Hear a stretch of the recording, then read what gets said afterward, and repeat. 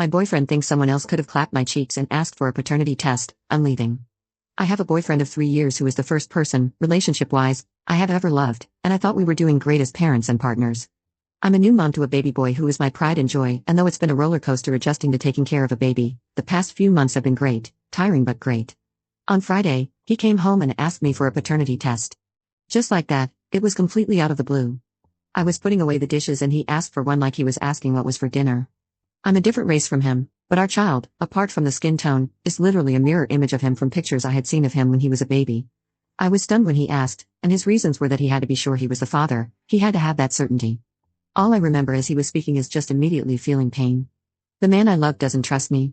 He would actually believe that I would sleep with someone else, cheat on him, and then try to pass off another man's baby as his. I have never given him reason to think I would cheat on him. I have tried to be transparent and communicative, and it wasn't enough.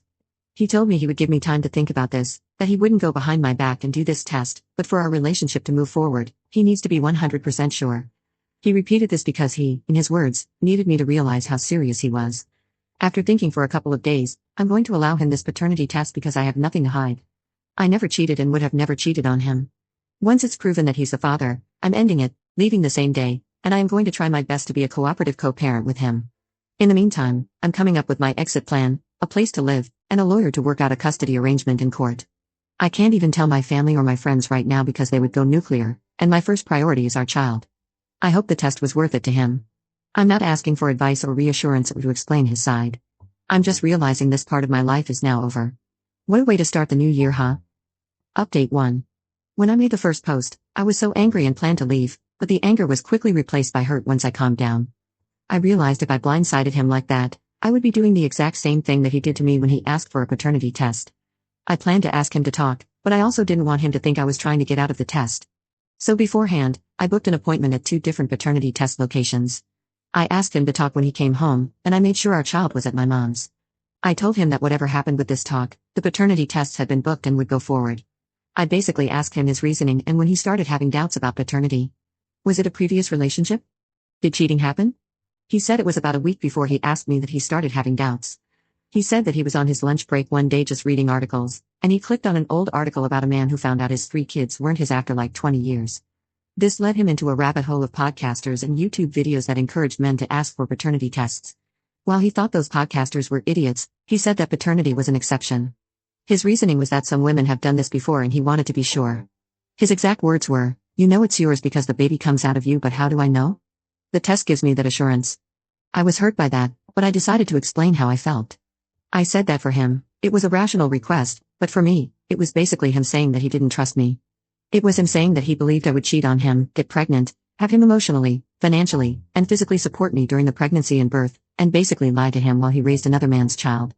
I told him that I understand that women had done this before, but the fact that he thought I would do this to him is what bothered me. I told him the truth, that when I was angry, I had planned to leave and that I even went looking for a lawyer, a co-parenting plan, and a new place to live. He was stunned that I would leave for something so small. I found that to be a weird kind of irony, that he believed issuing an ultimatum about a paternity test and basically accusing your partner of cheating was something small. I told him I was really hurt by what he said, that I was still hurt, but that if he needs this peace of mind, that we would do it. He asked, "What about our relationship?" I don't know. We did the test 2 days later and got the results back after 3 days. He opened both of them, and to the surprise of no one, he's the dad. He was visibly relieved when he read the results, and I don't know why but that hurt more. Our son is his mirror image. My boyfriend confided in his cousin about the paternity test a couple of days after he asked me, and the cousin told his wife, and it spread like wildfire, especially in their family group chats. His mom put an end to the speculation by doing a half-and-half photo collage of him and our son, but also adding some additional individual pics of both of them. She posted the pictures in the family group chat and said, "Look at the old pictures I found of Mason." After people commented, she said, "Actually, the one on the right is my grandchild, or this one isn't Mason." Literally, the family members just thought that it was the same person in all of the photos, and that some of them were taken in darker lighting.